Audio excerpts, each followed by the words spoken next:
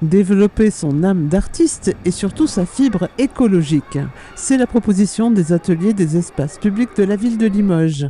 Quand on sait que pour une tonne de papier fabriqué à partir de papier recyclé, on économise 4 mètres cubes de bois et donc des arbres, il n'en fallait pas plus pour convaincre les élèves de l'école Jeanne d'Arc de passer de la théorie à la pratique. On va apprendre à fabriquer du papier. On va le recycler, hein, c'est pas... On va prendre du papier pour en faire de nouveau, sur lequel vous pourrez de nouveau écrire. D'accord. Et pourquoi on fait ça au départ, une feuille de papier comme ça, elle est faite à partir de quoi au début? Avec l'éponge pour l'instant. Du bois, et le bois, on parle, c'est fait à partir de là. Un t-shirt, un vieux torchon. Besoin de ça. Est-ce que ça vous fait penser à quelque chose? Attention au bac.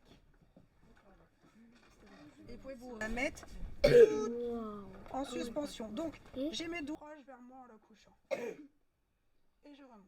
Là, elle va être hyper épaisse, ma feuille. Retourner. Alors, je fais attention à pas mettre mes doigts.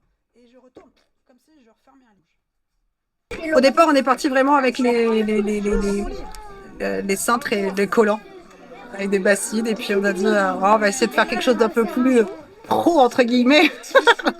Et c'est pour ça qu'on a vu avec mes collègues pour qu'ils fassent les cadres. Et puis petit à petit, on a essayé de faire quelque chose d'un peu plus sympa. Mais en général, ça leur plaît bien. Je pose délicatement, encore une fois, ma feuille que je viens de faire sur le papier journal. On appuie. Oui, je reprends ça. Parce qu'il y a encore de l'huile là, par exemple, elle est accrochée. Et ben j'aide avec mon doigt.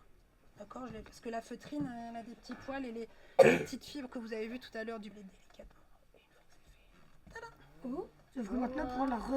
Moi, effectivement, il y a le côté, on jette pas le déchet n'importe où, parce qu'environnementalement parlant, c'est pas terrible.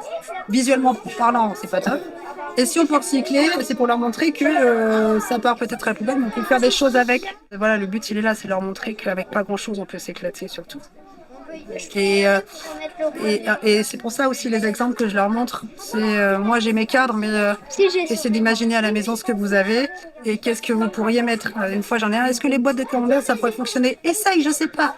Est-ce qu'un t-shirt ça pourrait essayer? Je ne sais pas. Essaye, teste. Et c'est ça qui est chouette. C'est de leur donner envie d'aller et de faire.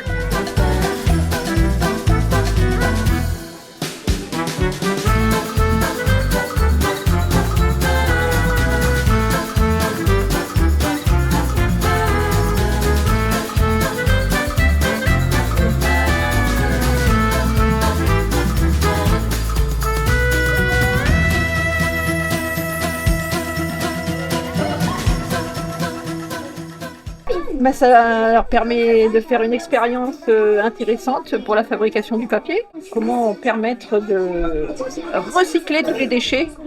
Ils savent qu'il y a un océan de plastique qu'on appelle le 6e continent. Ils savent tout. Énormément de choses. Ils sont très à